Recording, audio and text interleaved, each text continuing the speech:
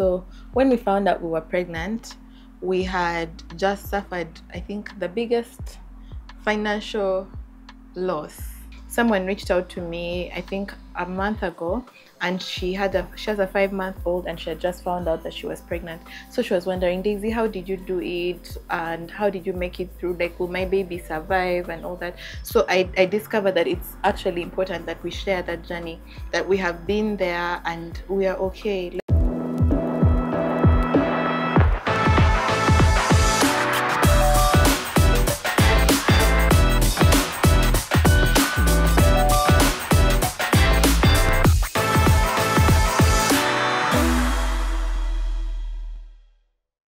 We are finally sharing the journey of our third pregnancy. It's not a story we have shared before, and we are happy to share it with you right now.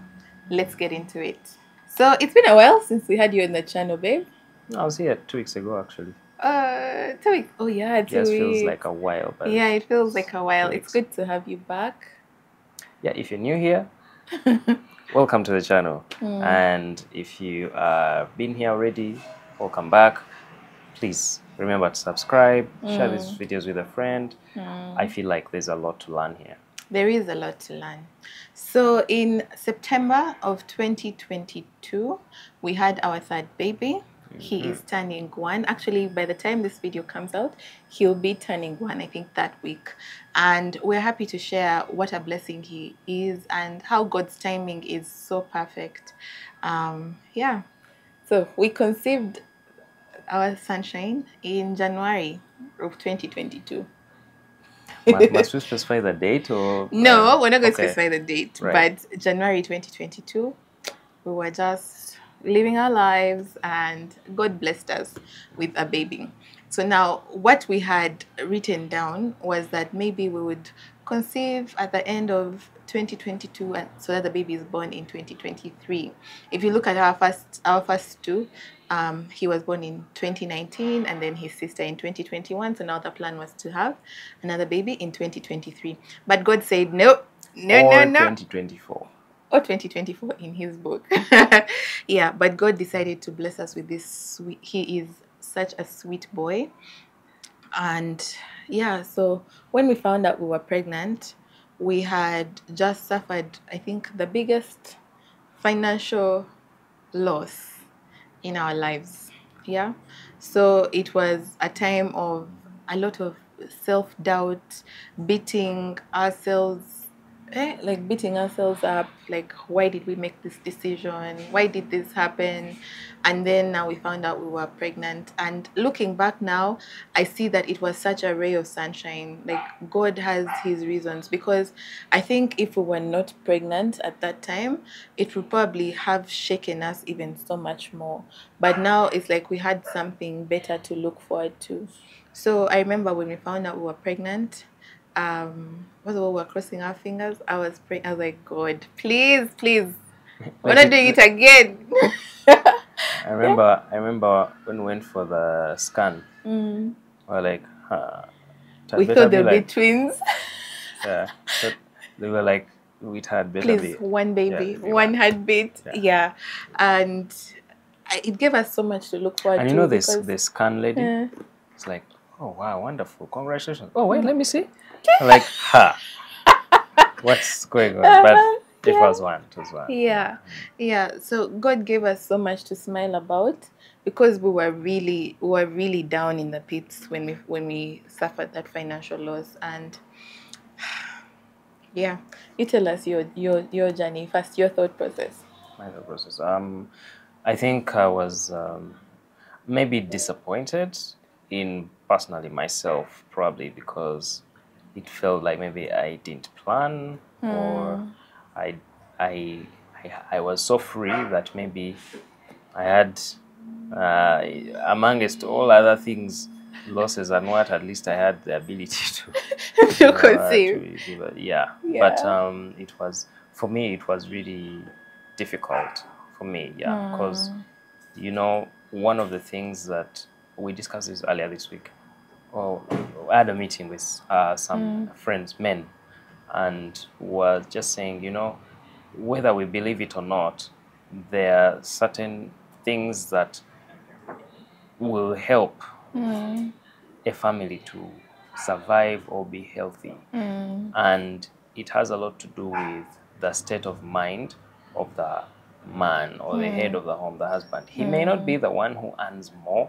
He may not be the one who maybe goes out every day and comes back, but just knowing that, him knowing that things are under control, maybe at the end of every month, maybe you can pay workers, or at the end of the month you can pay bills, and there's food and what. So when that is destabilized, Shaken. it can be really it can be so demoralizing. And so I think it was sort of like that for me, because now I had to think, okay, we've lost almost everything, so where do we start from? How do we? And so then, in that process, then Daisy says, "Huh, I think I'm we need to." So I'm like, no. So you go to Google, you're like, how late can someone be? Blah blah blah. But it's already been done. the internet will tell you everything you need to know, but reality will have to kick in at some point. So so it was, for me, that's where my mind was at. It took me time to say, Lord, your will be done. Yeah, not my will, but yours be done. I wasn't in the state of, I don't want this child. No, I was so glad that the Lord had blessed us with this person. But just the whole mindset of, God, how do I provide? God, you have to really be realistic sometimes. How are you joking or something? Yeah, so that's. And for me, what was it going through my mind was, our second baby was just 10 months old at the time. So I was wondering, can I be pregnant and breastfeed? Will she be okay? And they were going to be so close in age, and so all that was going through my mind. And the reason why we're sharing this story is, someone reached out to me, I think a month ago, and she has a 5-month-old, and she had just found out that she was pregnant. So she was wondering, Daisy, how did you do it, and how did you make it through? Like, will my baby survive and all that? So I discovered that it's actually important that we share that journey, that we have been there and we are okay. Like, it takes so much has to fall in place for a pregnancy to happen.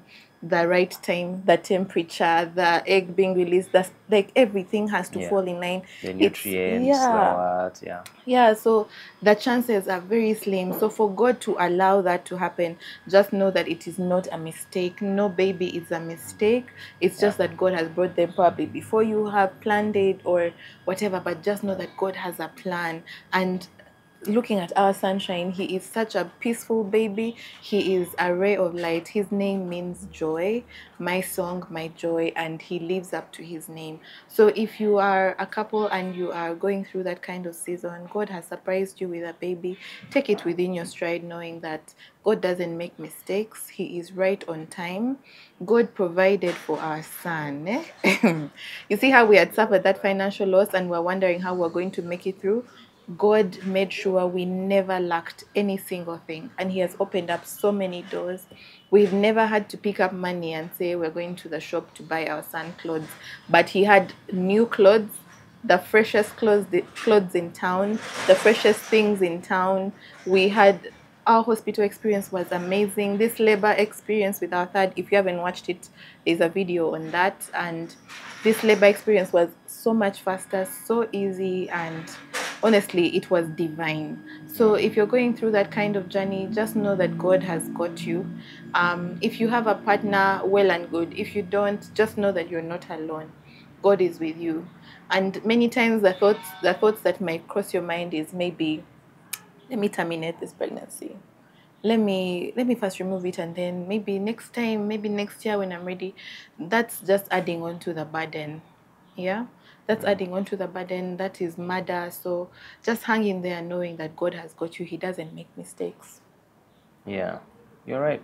Maybe to emphasize on the point of termination, I think you don't have the authority and you don't have the say on whether you should Someone lives or dies. you should keep a child or not, because like Daisy said, there's nothing that happens by mistake. So you find yourself in this situation, you have to know that the grace of God is sufficient for that person who is not yet born. I don't know if we've seen these people on our streets. You find that somebody is malnourished, hasn't eaten, they don't eat really well, but they are pregnant, and the child is born. The child is breastfed maybe for whatever number of months. It's not about you. It's not. It's really the plan that God has both for you and that child. There are some great people in this world. When you look at their stories, some of them are picked from bathrooms, some of them were picked from desert, some of them were refugees. So you don't know what the problem is. As human beings, it's the nature of the brain, I guess. We have that sense, that logic that comes in to say, you know what, I mean, based on the circumstances, this is it. Yeah. Based on this is it. Yeah. Which is good. It's good for us to think practically, logically, and also with wisdom. So it doesn't mean you go and just be reckless. Go on a nursery development spree, but if you discover that the child you have an inborn, you have a child growing in you, then you have it's not about you. Surrender it to God. Yeah. Yeah. And I would also like to say that in that season, I believe God opened so many doors for us. I think we got some of our biggest business in that season so far, and it just goes to show that his ways are way higher than ours. Yeah. So if you're going through that season, take heart. Know that God has got you. Now just surrender everything to Him. Have that crazy faith, knowing, God, if you've put this human being in my body, or human beings in my body, then you're going to take care of them. Like, it's up to you. You provide for this child. Make sure we never lack, and just surrender it all to God. Yeah. So that's our short and sweet story. I hope that it encourages you. Whenever you feel discouraged, you can come here and get the encouragement. I was able to breastfeed through pregnancy. I have breastfed both babies. After our third was born, I continued breastfeeding him and his sister. And they're both healthy. And they love their little brother. They love their little brother. It's anyway. Before we one get of the emotional, scriptures that blessed us during that season was Isaiah 50. Let's start from Isaiah 54 from verse 11. It talks about a city that's afflicted, storm-tossed and not comforted. And this is what it says. Listen carefully. I'll set your stones in mortar and lay your foundations with sapphires. Verse 12, and I'll make your battlements of rubies and your gates of stone or shining beryl stones, and all your walls of precious stones. And verse 13, and all your sons will be disciples of the Lord, and great will be the well-being of your sons. You'll be firmly established in righteousness, and you'll be far from even the thought of oppression, for you will not fear, and from terror, for it will not come near you.